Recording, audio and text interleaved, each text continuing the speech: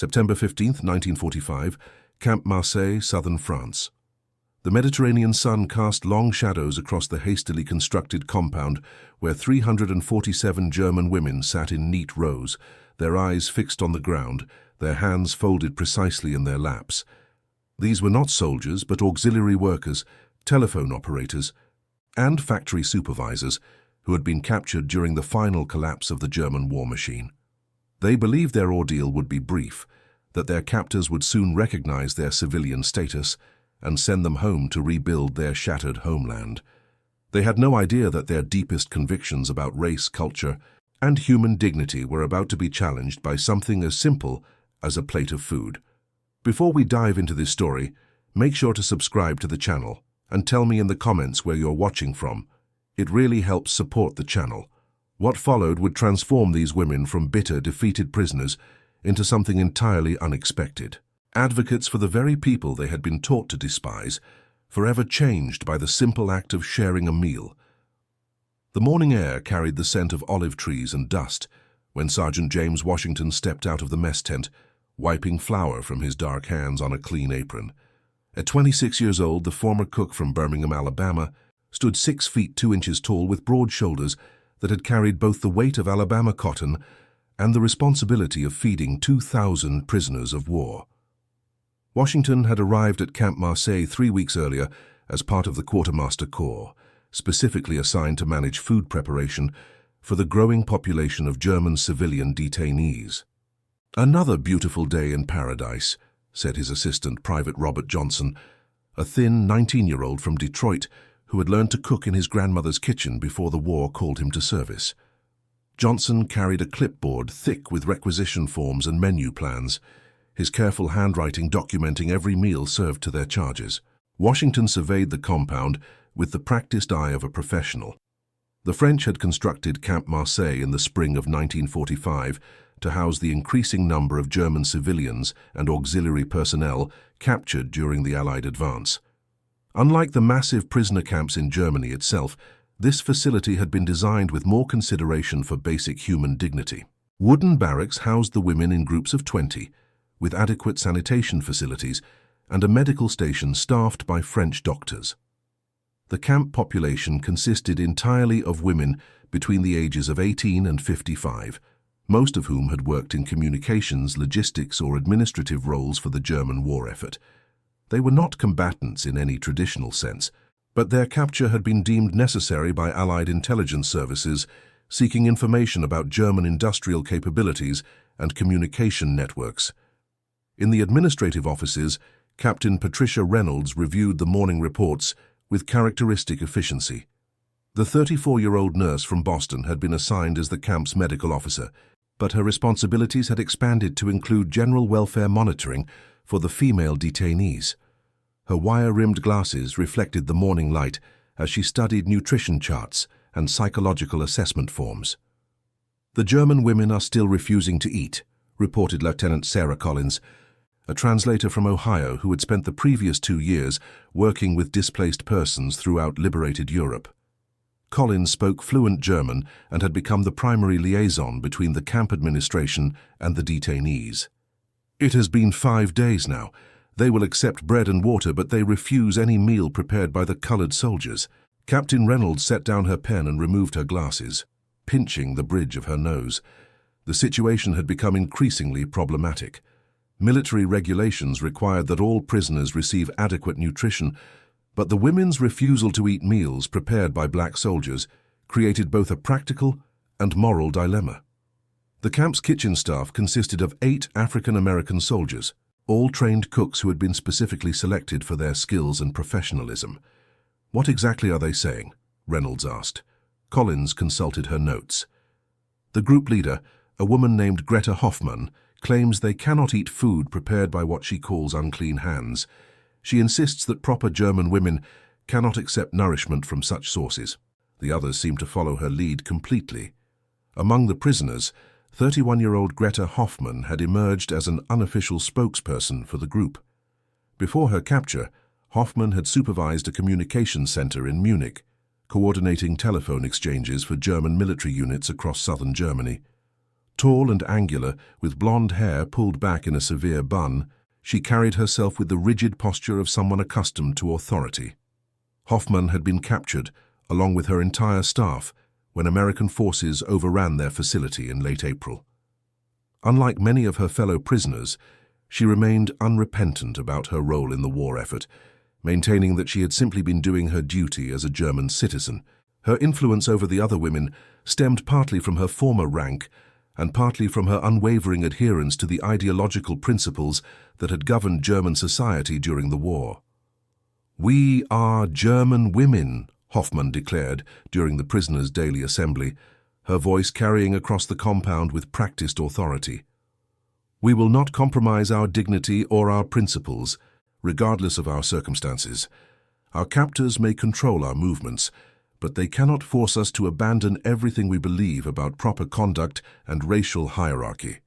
The other women nodded in agreement, their faces reflecting a mixture of fear, hunger, and stubborn determination.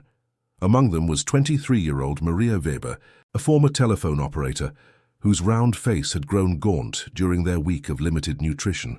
Weber had grown up in a small Bavarian village where she had rarely encountered anyone who was not German, and her understanding of the world had been shaped entirely by the propaganda that had surrounded her since childhood.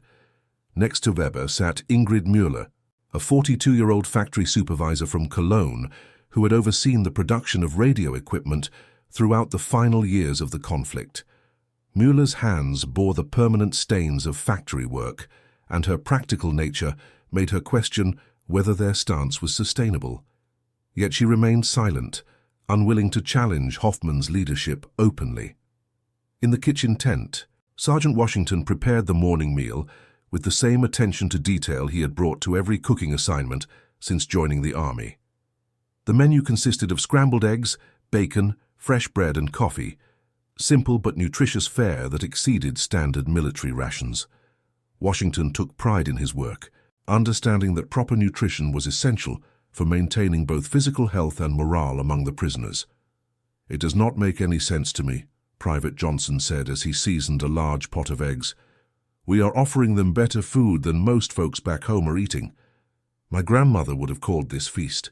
Washington nodded thoughtfully as he arranged strips of bacon in neat rows across several large skillets. He had encountered prejudice throughout his life, growing up in the segregated South and serving in a military that maintained strict racial divisions. However, the open hostility of the German women represented something different, a complete rejection of his humanity based on nothing more than the color of his skin. "They have been taught that we are less than human," Washington explained patiently.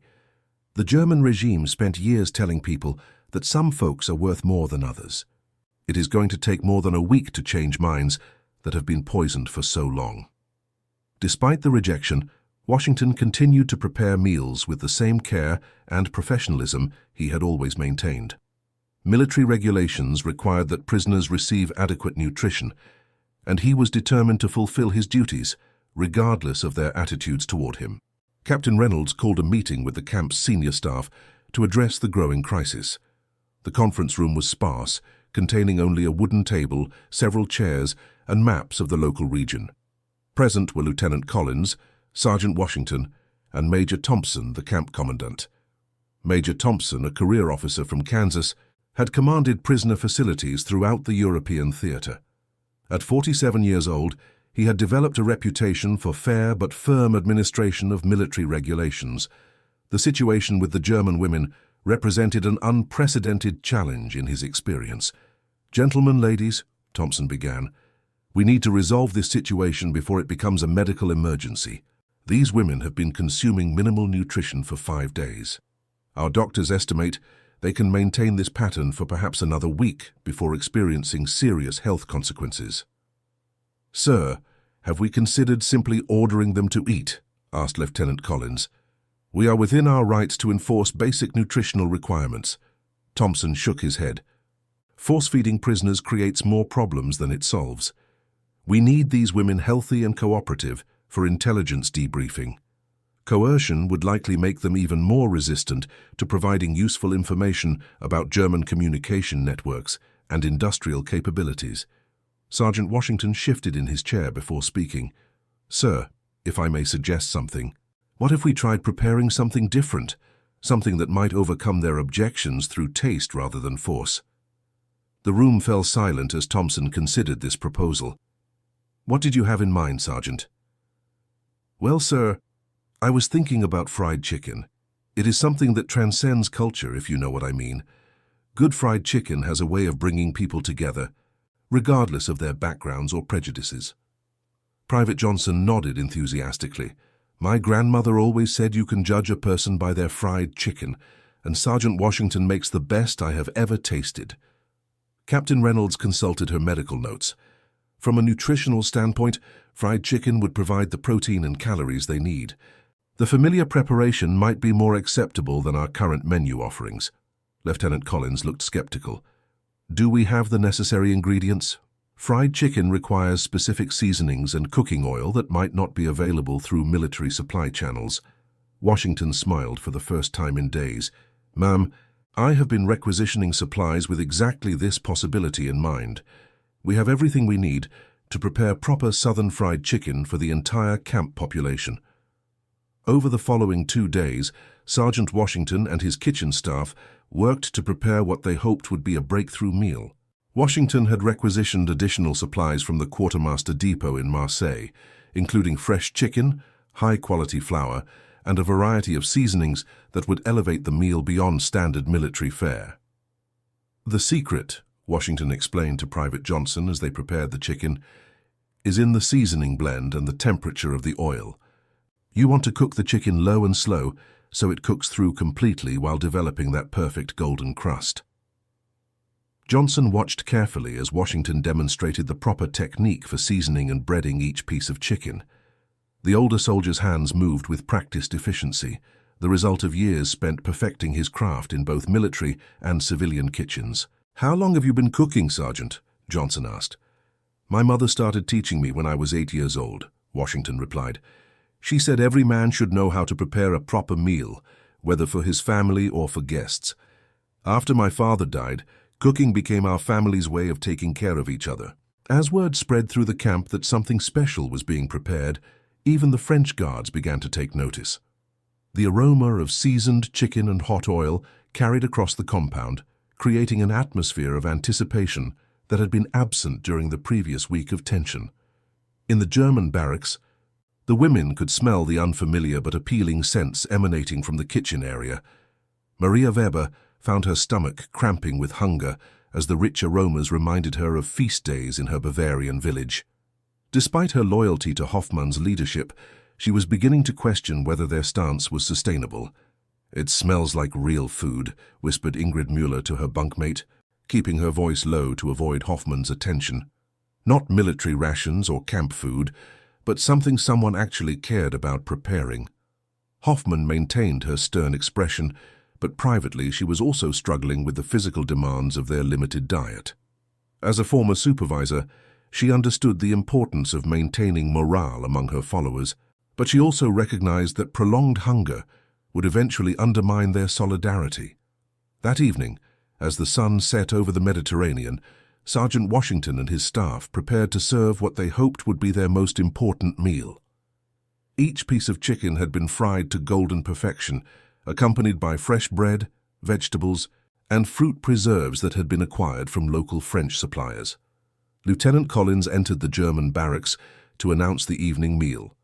She had spent considerable time preparing her remarks, hoping to find language that would overcome the women's resistance without compromising their dignity. "Ladies," Collins began in fluent German, "tonight's meal has been prepared with special care by our kitchen staff. The cooks have gone to considerable effort to provide you with food that meets the highest standards of quality and nutrition. I encourage you to consider this as an opportunity rather than a conflict." Greta Hoffmann stood slowly, her height and bearing commanding attention from the other women. "Lieutenant, you speak our language well, but you do not understand our principles. We cannot and will not compromise our standards, regardless of how appealing the food might smell." However, several of the women exchanged glances that suggested their resolve was beginning to weaken.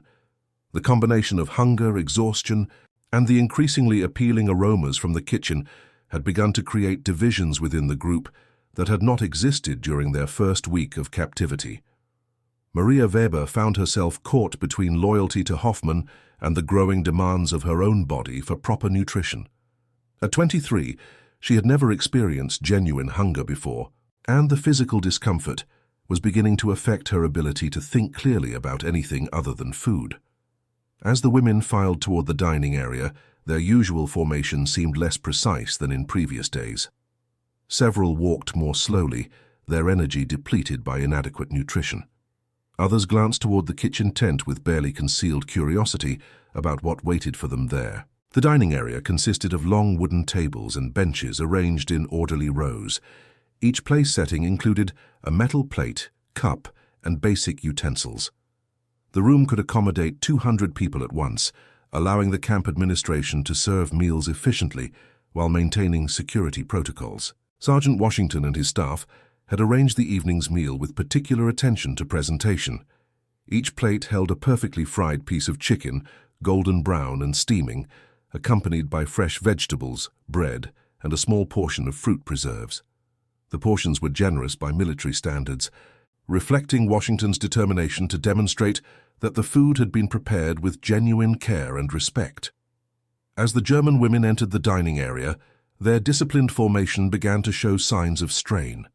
The rich aroma of properly seasoned and expertly fried chicken filled the space, creating a sensory experience that transcended cultural and racial barriers. Several women paused involuntarily, their bodies responding to the smell of good food despite their ideological resistance. Hoffmann maintained her position at the front of the group, her expression unchanged as she surveyed the meal that had been prepared. However, behind her carefully controlled facade, she was experiencing the same physical responses as her followers. The smell of well-prepared food triggered involuntary hunger pangs that reminded her of meals from her childhood, before politics and ideology had complicated the simple act of eating. "We will not eat this food," Hoffmann announced loudly enough for the entire dining area to hear. "We will accept bread and water, as we have done previously. But we will not compromise our principles for the sake of temporary comfort." However, as the women took their seats, their unity began to show visible cracks. Maria Weber stared at the perfectly prepared chicken on her plate, watching steam rise from the golden crust.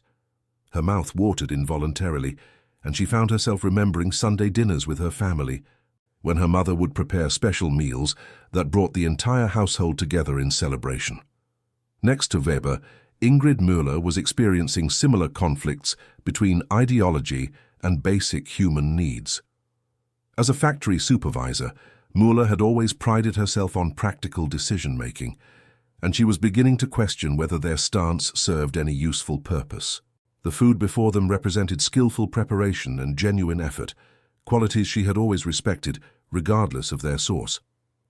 2 tables away, 28-year-old Anna Schneider, a former radio operator from Hamburg, found herself studying the face of Sergeant Washington as he moved through the dining area. Rather than the subhuman creature she had been taught to expect, she saw a professional soldier performing his duties with obvious competence and dignity. His careful attention to food preparation and presentation suggested someone who took pride in his work and cared about the welfare of those he served. As the minutes passed, the tension in the dining area became increasingly palpable. The German women sat before plates of expertly prepared food, while limiting themselves to pieces of bread and sips of water. The disconnect between their physical needs and their ideological commitments created a psychological pressure that grew stronger with each passing moment.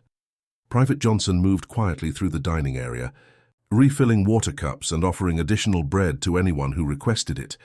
His young face showed genuine concern for the women's welfare, despite their rejection of the meal he had helped prepare.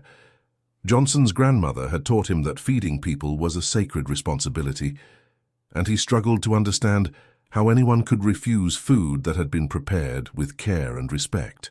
Lieutenant Collins observed the scene with growing concern. As a translator and cultural liaison, she understood both the practical and symbolic dimensions of the conflict playing out before her. The women's refusal to eat represented more than simple prejudice. It reflected the deep psychological conditioning that had shaped German society during the previous 12 years. After 30 minutes of observation, Collins approached Sergeant Washington with a proposal. "Sergeant, what if we tried a different approach? Instead of forcing a decision right now, what if we left the food available and gave them time to reconsider privately?" Washington nodded thoughtfully.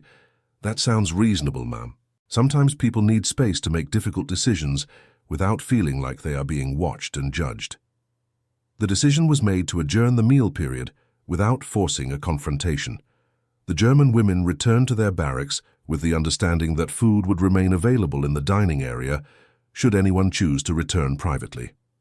As darkness fell over Camp Marseille, the compound settled into its usual evening routine. Guard patrols maintained security around the perimeter while prisoners prepared for sleep. However, the events of the dinner period had created an undercurrent of tension and uncertainty that prevented normal rest patterns. In Barrack 7, where Greta Hoffmann maintained her leadership over 36 women, the atmosphere was increasingly strained. Several of the women appeared restless, shifting in their bunks and engaging in whispered conversations that ceased whenever Hoffmann approached. Maria Weber lay on her thin mattress, staring at the wooden ceiling while her stomach cramped with hunger. The smell of fried chicken seemed to linger in her memory, triggering thoughts of home and family that she had tried to suppress since her capture. For the first time since arriving at the camp, she began to question whether their stance truly served any meaningful purpose. At midnight, Weber made a decision that would change the course of events for the entire camp. Rising quietly from her bunk, she slipped out of the barracks and made her way toward the dining area. Her movement was noticed by Ingrid Müller, who had been lying awake with similar thoughts about food and principle. The dining area remained dimly lit, with a single lantern providing enough illumination for basic navigation. True to Lieutenant Collins's promise, plates of food remained available on a side table, covered with clean towels to maintain freshness and temperature. Weber approached the food with trembling hands, her heart racing from both fear and anticipation. She had never directly defied Hoffmann's authority before, and the act of reaching for the fried chicken felt like a fundamental betrayal of everything she had been taught to believe about racial hierarchy and German superiority. However, as she bit into the perfectly seasoned and expertly prepared chicken, Weber experienced something that transcended politics and ideology. The food was simply excellent, tender, flavorful, and prepared with obvious skill and care. The complexity of the seasoning blend, the perfect texture of the crust, and the juiciness of the meat represented culinary expertise that demanded respect regardless of its source. Tears began streaming down Weber's face as she ate, not from sadness, but from a complex mixture of relief, shame, and revelation. The food was not just nourishing her body, it was forcing her to confront the fundamental inconsistency between her beliefs and her direct experience. As she savored each bite, Weber was joined by Ingrid Müller, who had followed her to the dining area. Müller's practical nature had finally overcome her ideological conditioning, and she approached the food with the same desperation that Weber had felt moments earlier. "It is extraordinary," Müller whispered as she tasted the chicken. "This is not simple cooking. This is craftsmanship."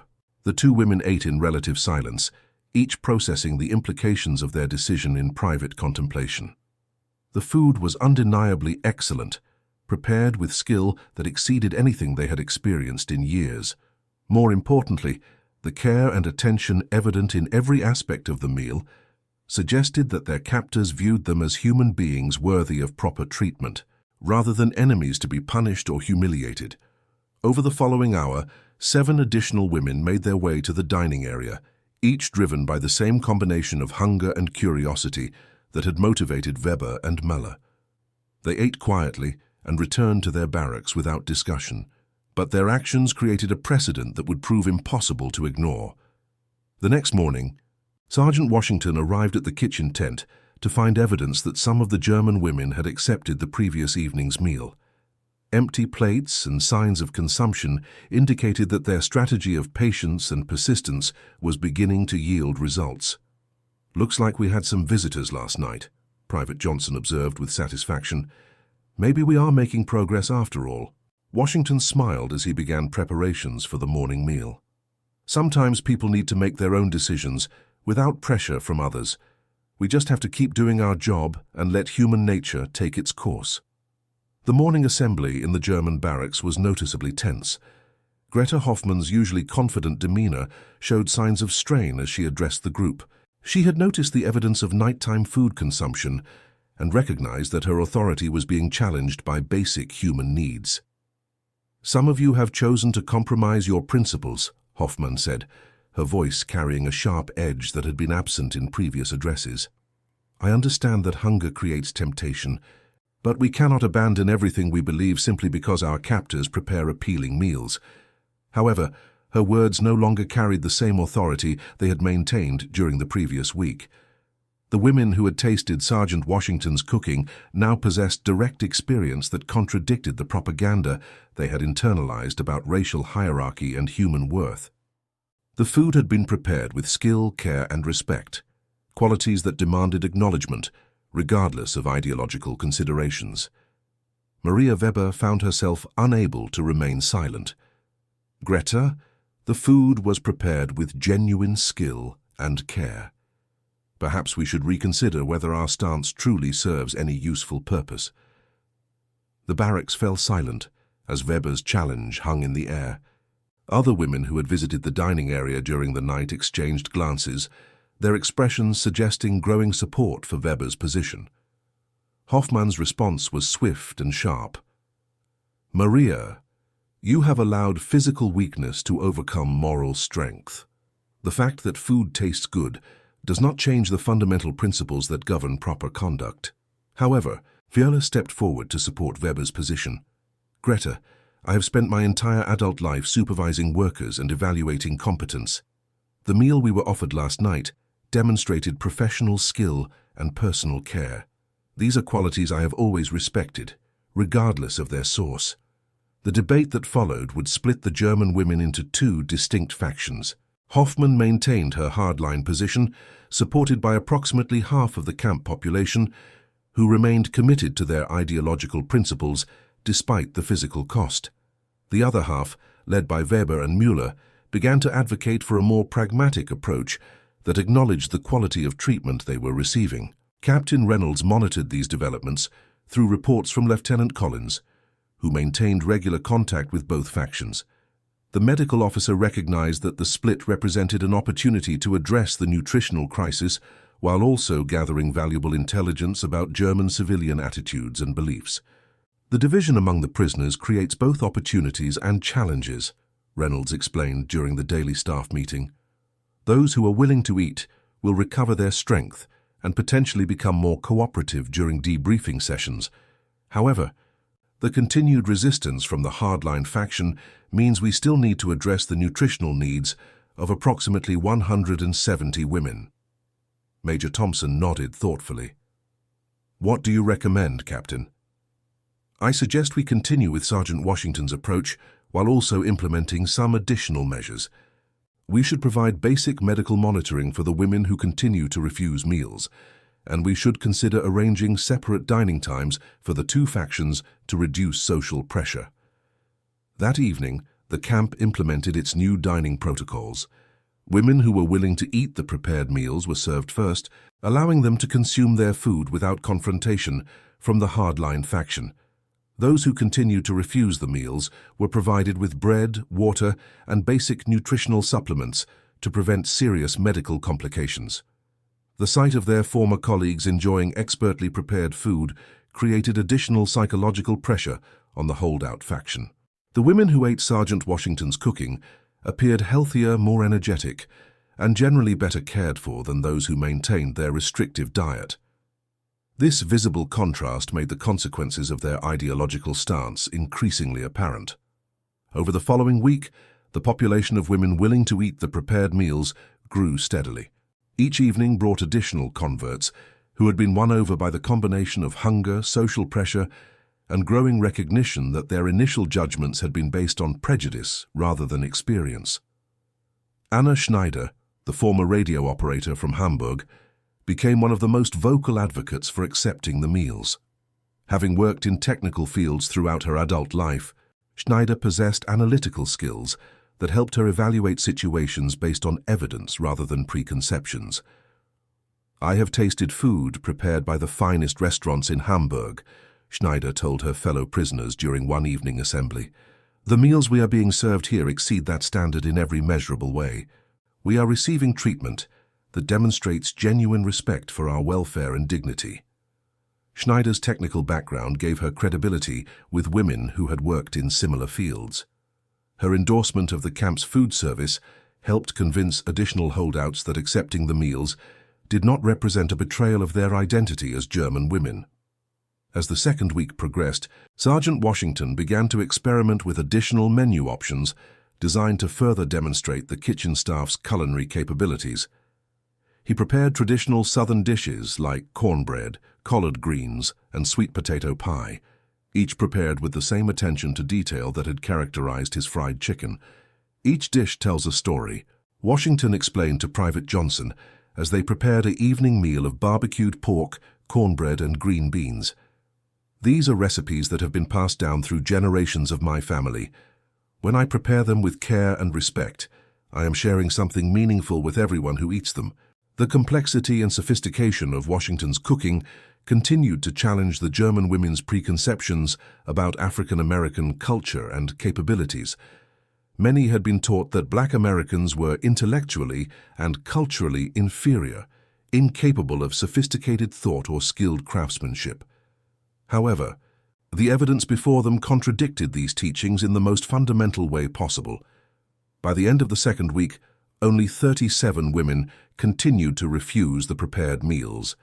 This core group, led by Greta Hoffmann, maintained their ideological stance despite increasing physical weakness and social isolation from their former colleagues.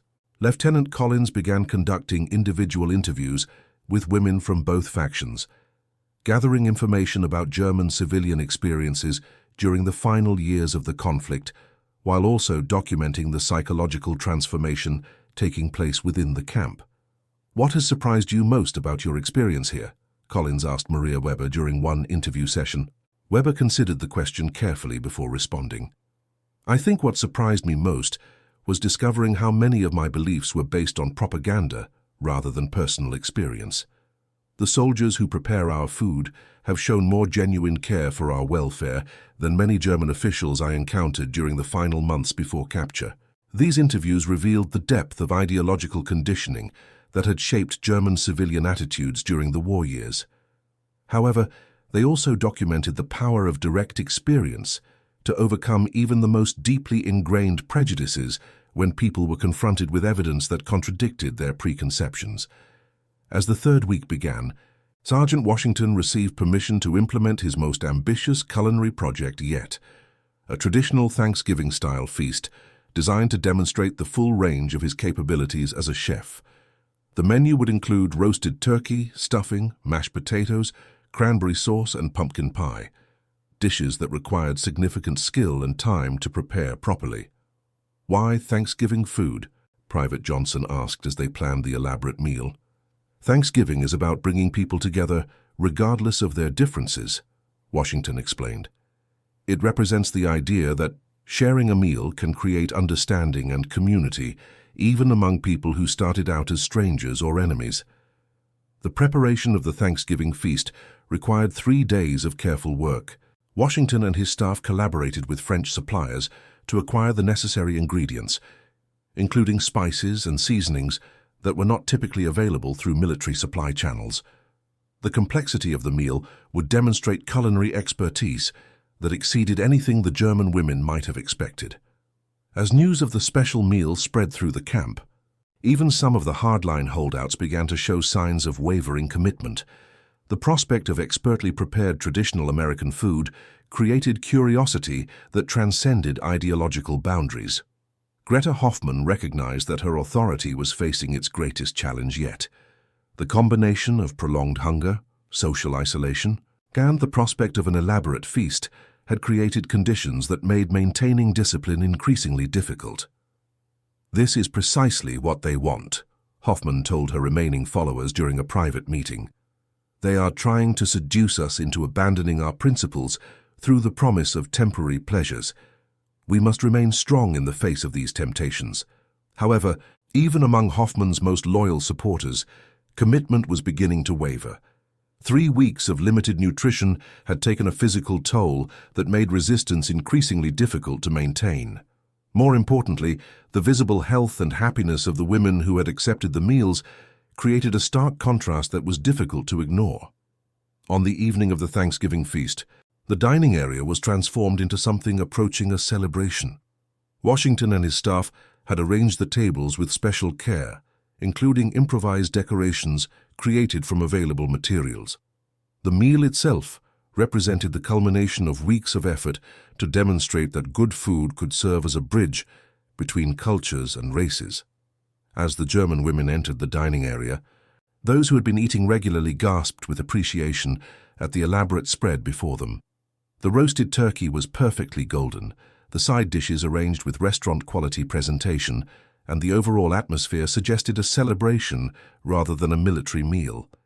Even Greta Hoffmann paused as she entered the dining area, her carefully maintained composure showing cracks for the first time since her arrival at the camp. The sight of such an elaborate and expertly prepared meal challenged her ability to maintain that the black soldiers were anything other than highly skilled professionals who took pride in their work. Maria Weber and Ingrid Müller approached the feast with genuine excitement, their earlier resistance now seeming like a distant memory. They had been eating Washington's cooking for over a week, and each meal had reinforced their growing respect for his capabilities as both a chef and a human being. "This is extraordinary," Müller said as she surveyed the elaborate spread. "This represents hours of careful preparation and genuine culinary artistry." As the women who had been eating regularly began to serve themselves, the elaborate nature of the meal created an atmosphere that was impossible for the holdouts to ignore. The turkey was carved with professional precision, the side dishes demonstrated complex seasoning and preparation techniques, and the overall presentation exceeded the standards of most civilian restaurants. Anna Schneider approached Greta Hoffmann directly during the meal service. "Greta, I understand your commitment to principle, but look at what has been prepared for us. This meal demonstrates respect, skill, and care that exceeds anything I experienced during my final months in Germany." Hoffmann's response was sharp, but showed signs of internal struggle. "Anna, you are allowing temporary pleasures to cloud your judgment about fundamental truths regarding racial hierarchy and proper conduct." However, Schneider pressed her point. "But what if our fundamental truths were based on incorrect information? What if we were taught to believe things that simply are not supported by direct experience?" This question struck at the heart of the psychological transformation that had been taking place throughout the camp. The German women were being forced to confront the possibility that their most basic beliefs about race, culture, and human worth had been built on propaganda rather than reality. As the evening progressed, the contrast between the two groups became increasingly stark. The women eating the Thanksgiving feast appeared joyful, healthy, and engaged with their environment. The holdouts appeared increasingly isolated, weak, and psychologically strained by their continued resistance. Near the end of the meal service, something unprecedented occurred. 22-year-old Claudia Richter, one of Hoffmann's most loyal supporters, quietly approached the food service area and requested a small portion of turkey and stuffing. Sergeant Washington served Richter's plate with the same care and attention he had shown to every other prisoner, despite knowing that her decision represented a significant challenge to the remaining holdout faction. As Richter tasted the expertly prepared food, tears began streaming down her face, not from sadness but from the overwhelming realization that everything she had been taught about racial hierarchy was fundamentally wrong. The sight of Richter's emotional response to the food created a cascade effect among the remaining holdouts. Within 30 minutes, 12 additional women had approached the food service area to request meals, leaving Hoffmann with only 22 supporters from her original group of 170. That night, the camp experienced its most significant transformation yet. The Thanksgiving feast had created an atmosphere of genuine celebration and community that transcended the racial and cultural barriers that had initially separated captors and prisoners. The German women who participated in the meal began to engage in actual conversations with their guards and caretakers for the first time since their arrival. Lieutenant Collins documented these conversations in her daily reports, noting the dramatic shift in attitudes that had occurred over the previous 3 weeks. The women are beginning to ask questions about American culture, African American history, and the experiences of the soldiers who have been caring for them. This represents a fundamental change in their willingness to acknowledge the humanity of people they had previously rejected as inferior. Sergeant Washington found himself at the center of many of these conversations. Women who had initially refused to acknowledge his existence now approached him with genuine curiosity about his background, his training as a chef, and his experiences as an African American soldier. "Where did you learn to prepare food like this?" asked Maria Weber during one such conversation. "My mother and grandmother taught me the basics," Washington replied, "but I also studied with professional chefs in Birmingham before the war. Cooking has always been both a passion and a profession for me." Weber shook her head in amazement. "We were told that Black Americans were incapable of sophisticated skills or cultural achievement. But your cooking demonstrates artistic ability that exceeds anything I experienced in Germany." These conversations revealed the depth of misinformation that had shaped German civilian attitudes during the war years. However, they also demonstrated the power of personal experience to overcome even the most deeply ingrained prejudices when people were confronted with undeniable evidence that contradicted their preconceptions. As the 4th week of the camp's operation began, Greta Hoffmann found herself leading a greatly diminished group of supporters. The success of the Thanksgiving feast had accelerated the process of conversion, leaving her with only 22 women who maintained their refusal to eat meals prepared by black soldiers. Hoffmann's position was becoming increasingly untenable from both practical and psychological perspectives. The women under her influence were showing signs of serious nutritional deficiency, while the contrast with their former colleagues grew more dramatic each day. More importantly, her authority was being undermined by the obvious care and respect that the camp administration was showing toward all prisoners. During a private meeting with Lieutenant Collins, Hoffmann was forced to confront the reality of her situation directly. Collins had requested the interview as part of ongoing intelligence-gathering efforts, but the conversation quickly evolved into something more personal. "Greta, I have been observing your leadership over the past month," Collins said. "I recognize your commitment to principle, but I am concerned about the physical welfare of the women who are following your guidance." Hoffmann's response revealed the internal struggle she had been experiencing. "Lieutenant, you cannot understand the position I am in. These women look to me for leadership and guidance. If I compromise my principles, what message does that send about everything we believed and sacrificed for?" Collins leaned forward, her expression showing genuine empathy. "But what if your principles were based on incorrect information? What if the people you were taught to despise actually possess the same human dignity and worth that you claim for yourself?" This question forced Hoffmann to confront a possibility she had been avoiding throughout her weeks of captivity.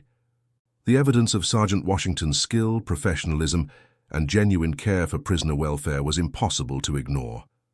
More importantly, the transformation she had witnessed among her former followers suggested that direct experience was more reliable than ideological conditioning. That evening, Hoffmann made a decision that would shock everyone in the camp, including herself. She approached the dining area during the regular meal service and requested to speak with Sergeant Washington directly. Washington approached the conversation with the same professionalism and respect he had shown toward all prisoners, despite knowing that Hoffmann had been the primary source of resistance to his efforts. "Sergeant," Hoffmann began, her voice showing signs of uncertainty for the first time since her arrival, "I would like to request that you prepare something special for my remaining followers and myself." Washington's response demonstrated both his character and his understanding of the deeper significance of Hoffmann's request. "Ma'am, what did you have in mind? I would like you to prepare whatever dish you consider your finest achievement as a chef, something that represents the full extent of your capabilities and artistry." The request represented more than a simple meal order.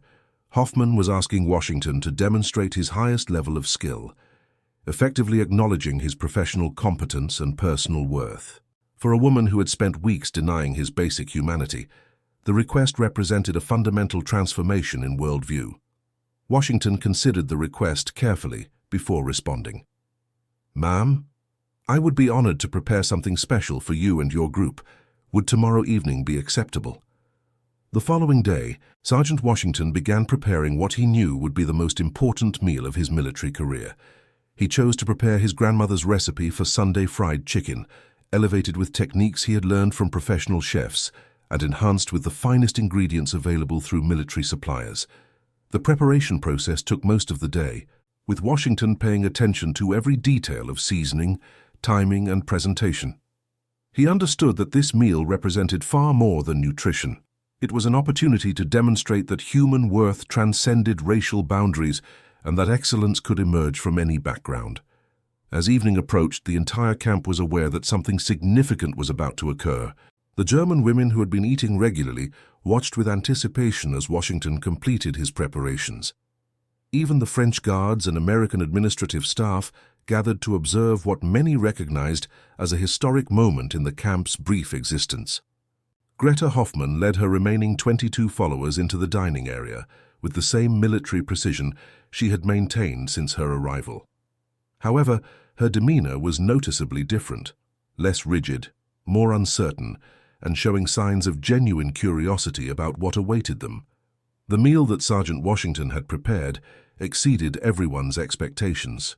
Each piece of chicken was perfectly seasoned, expertly fried, and presented with accompaniments that demonstrated sophisticated culinary knowledge.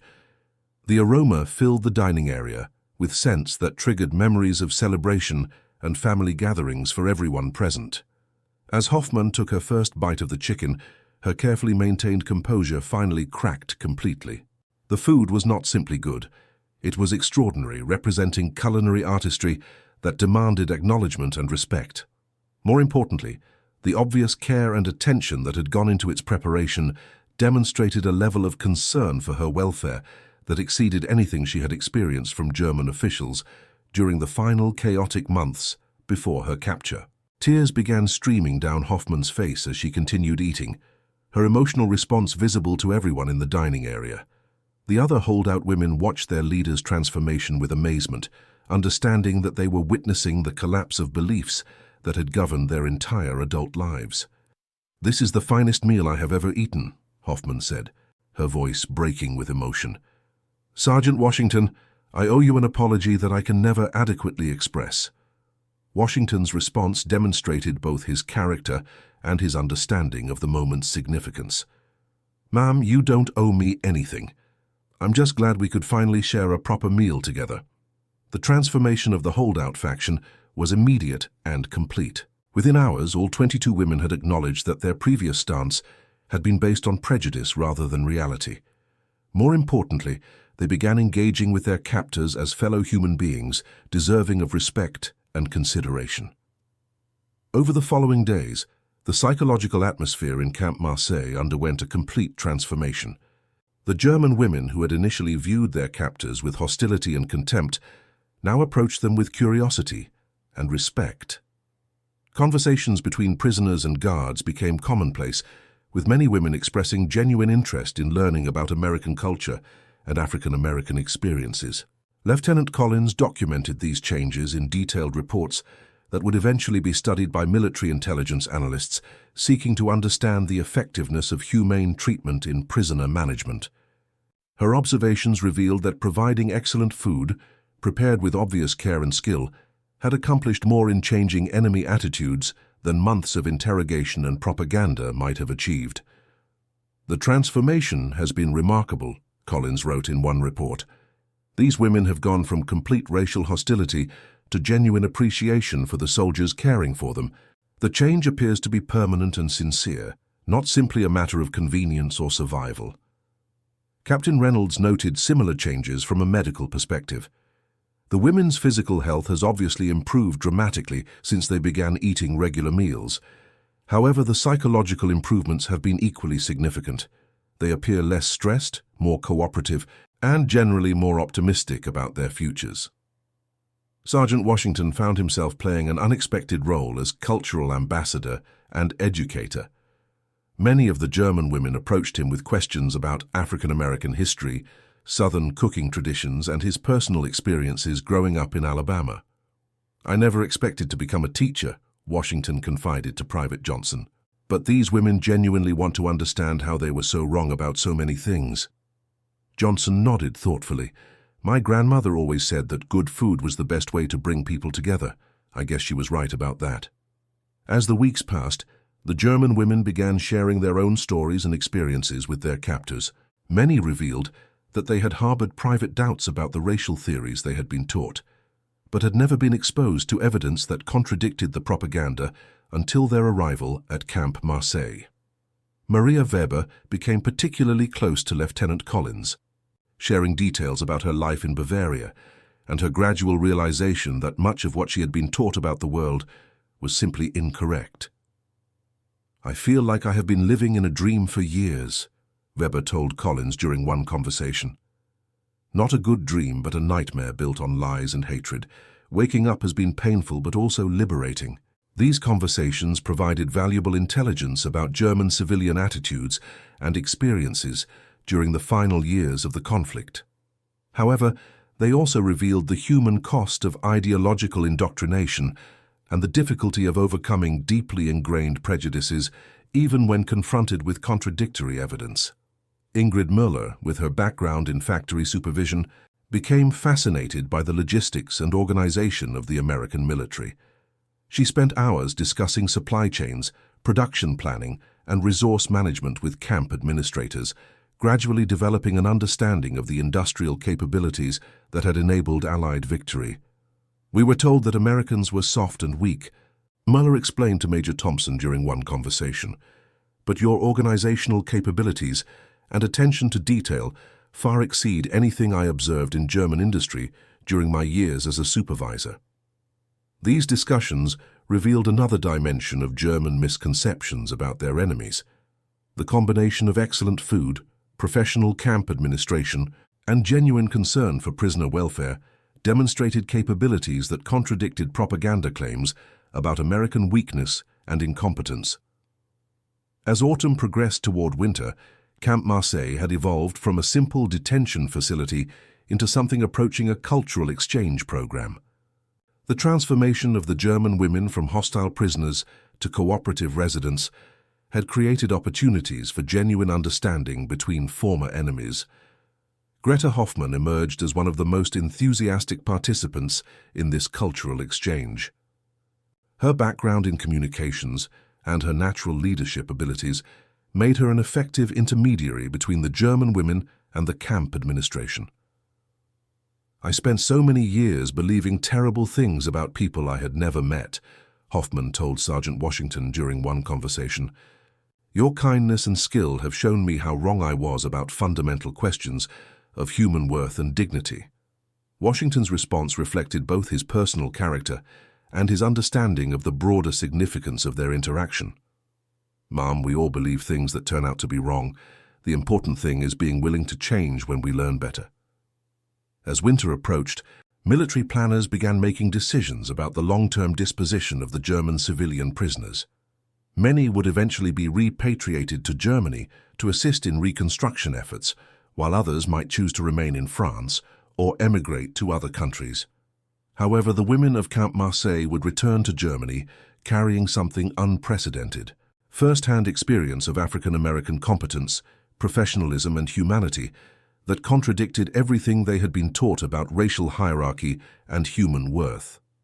Lieutenant Collins compiled final reports on the camp's transformation that would be studied for years to come. Her documentation revealed that excellent food preparation had served as a more effective tool for changing enemy attitudes than any form of coercion or propaganda. "The lesson here," Collins wrote in her final summary, "is that treating people with genuine respect and care, even former enemies, can create transformations that seemed impossible at the beginning of the process." The success of Camp Marseille also influenced Allied policy regarding prisoner treatment in other facilities. The demonstration that humane treatment combined with skilled food preparation could dramatically improve cooperation and morale led to changes in military regulations regarding prisoner welfare throughout the European theater. As 1945 drew to a close, the women of Camp Marseille prepared for repatriation to a Germany that had been fundamentally transformed by defeat. However, they were returning with transformed perspectives that would influence their communities in ways that military planners could never have anticipated. Maria Weber wrote letters to her family in Bavaria, describing her experiences with African-American soldiers who had treated her with more kindness and respect than many German officials had shown during the final chaotic months of the conflict. Her letters would eventually reach dozens of people in her village, spreading first-hand accounts that contradicted official propaganda about racial hierarchy. Ingrid Müller planned to use her industrial experience to assist in German reconstruction efforts, but she would carry with her a new understanding of American organizational capabilities and a respect for the professionalism she had witnessed among her former captors. Anna Schneider had developed such respect for American technical capabilities that she began learning English with the goal of eventually emigrating to the United States. Her transformation from hostility to admiration represented one of the most dramatic personal changes documented at the camp. Even Greta Hoffmann, who had been the most resistant to change, emerged from her experience with a fundamentally altered worldview. Her letters to friends and family in Munich described African-American soldiers as skilled professionals who had demonstrated more concern for prisoner welfare than many German officials had shown for their own citizens. On the final evening before repatriation began, the camp organized a farewell dinner that brought together prisoners, guards, and administrators for a celebration that would have been impossible to imagine just months earlier. Sergeant Washington prepared a special menu that combined American Southern cuisine with dishes inspired by German culinary traditions, creating a fusion that symbolized the cultural exchange that had occurred. The atmosphere during the farewell dinner was emotional, with many German women expressing genuine gratitude for the treatment they had received and the lessons they had learned about human dignity and worth. Several requested addresses so they could maintain correspondence with the soldiers who had cared for them. "You have given me more than food," Greta Hoffmann told Sergeant Washington during the farewell celebration. "You have given me the opportunity to become a better person than I was when I arrived here." Washington's response reflected the dignity and grace he had maintained throughout the entire experience. "Mom, I think we all learned something important about what happens when people treat each other with respect and care, regardless of their backgrounds." As the German women departed Camp Marseille in small groups throughout December 1945, they carried with them memories and experiences that would influence the rest of their lives. Many would become advocates for racial equality and human dignity in their communities, spreading messages that contradicted the propaganda they had internalized during the war years. The camp itself was decommissioned in early 1946, but its legacy continued through the transformed attitudes of the women who had lived there. Military historians would later study Camp Marseille as an example of how humane treatment and genuine respect could accomplish what coercion and punishment could never achieve. Sergeant Washington returned to civilian life in Birmingham, where he opened a restaurant that became famous throughout Alabama for its exceptional fried chicken and its owner's commitment to treating all customers with dignity and respect. Many of his German pen pals visited his restaurant over the years, bringing their families and friends to meet the man whose kindness had transformed their understanding of human worth. Private Johnson used his military experience to pursue formal culinary training, eventually becoming a renowned chef who credited his time at Camp Marseille with teaching him that good food could serve as a bridge between cultures and races. His restaurants became gathering places for people of all backgrounds, continuing the spirit of reconciliation that had begun in southern France. Lieutenant Collins pursued a career in international relations, specializing in cultural exchange programs that brought former enemies together for peaceful interaction. Her experiences at Camp Marseille convinced her that personal relationships could overcome even the deepest ideological divisions when people were willing to acknowledge each other's fundamental humanity. Captain Reynolds continued her medical career with a focus on the psychological aspects of trauma and recovery. Her observations of the German women's transformation contributed to new understanding about the potential for positive change, even among people who had been deeply indoctrinated with hateful ideologies. Major Thompson's final report on Camp Marseille became required reading at military academies, where it was studied as an example of how leadership, professionalism, and genuine concern for human welfare could achieve strategic objectives more effectively than intimidation or punishment. The story of Camp Marseille spread through military circles and eventually reached civilian audiences through memoirs and historical accounts published in the post-war years. The transformation of the German women from racial hostility to genuine respect and friendship became a powerful symbol of the potential for human redemption and the power of simple kindness to overcome even the deepest prejudices. In Bavaria, Maria Weber became a teacher who used her experiences to educate young people about the dangers of racial prejudice and the importance of judging people by their character rather than their appearance. Her classroom became a place where former enemies' children learned about tolerance, respect, and human dignity.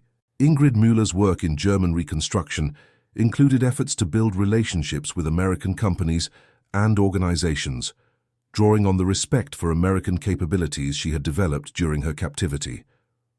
Her advocacy for international cooperation contributed to the eventual alliance between former enemies. Anna Schneider did eventually emigrate to the United States, where she became a citizen and raised a family that honored both her German heritage and her adopted American identity. Her children grew up hearing stories about the African-American soldiers who had shown their mother what true professionalism and human dignity looked like. Greta Hoffmann's transformation was perhaps the most remarkable of all. The woman who had led the resistance to accepting food from black cooks became one of Germany's most vocal advocates for racial equality and international understanding. Her speeches and writings about her experiences at Camp Marseille influenced thousands of people throughout post-war Europe. The recipe for Sergeant Washington's fried chicken became legendary among the women of Camp Marseille, with several attempting to recreate it in their post-war kitchens. However, they all agreed that no version could match the original, not because of the ingredients or technique, but because of the love, care, and respect that Washington had infused into every meal he prepared. Years later, when historians attempted to understand how such a dramatic transformation had occurred in such a short time, they consistently returned to the same conclusion. Excellent food, prepared with obvious care and skill, had served as a universal language that transcended racial, cultural, and political barriers. The act of sharing a meal had created connections between former enemies that no amount of propaganda or coercion could have achieved. The legacy of Camp Marseille extended far beyond the immediate participants.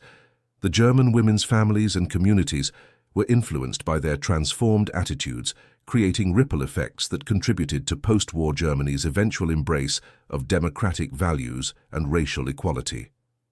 Children and grandchildren grew up hearing stories that contradicted the racial theories their grandparents had once accepted without question. In America, the story of Sergeant Washington and his fellow soldiers at Camp Marseille became part of the growing narrative about African-American contributions to victory in World War II. Their professional competence and personal dignity in dealing with former enemies demonstrated capabilities that demanded recognition and respect from white Americans who had harbored their own racial prejudices. The simple act of preparing excellent fried chicken had accomplished something that military strategists had never anticipated. It had created ambassadors for American values and human dignity who would influence European attitudes for generations to come. The women who had initially refused to eat food prepared by black soldiers became living testimonies to the power of personal experience to overcome even the deepest ideological conditioning. As the decades passed, the story of Camp Marseille was retold in various forms, always emphasizing the fundamental lesson that human dignity transcends racial boundaries, and that kindness can triumph over hatred when people are willing to acknowledge each other's essential humanity. The transformation of the German women served as proof that even the most deeply ingrained prejudices can be overcome through direct experience of competence, professionalism, and genuine care. The meal that had started as a simple attempt to provide adequate nutrition had evolved into something far more significant, a demonstration that the values of respect, dignity, and human worth could unite former enemies in common recognition of what makes life meaningful and worthwhile. And that concludes our story. If you made it this far, Please share your thoughts in the comments. What part of this historical account surprised you most? Don't forget to subscribe for more untold stories from World War II and check out the video on screen for another incredible tale from history.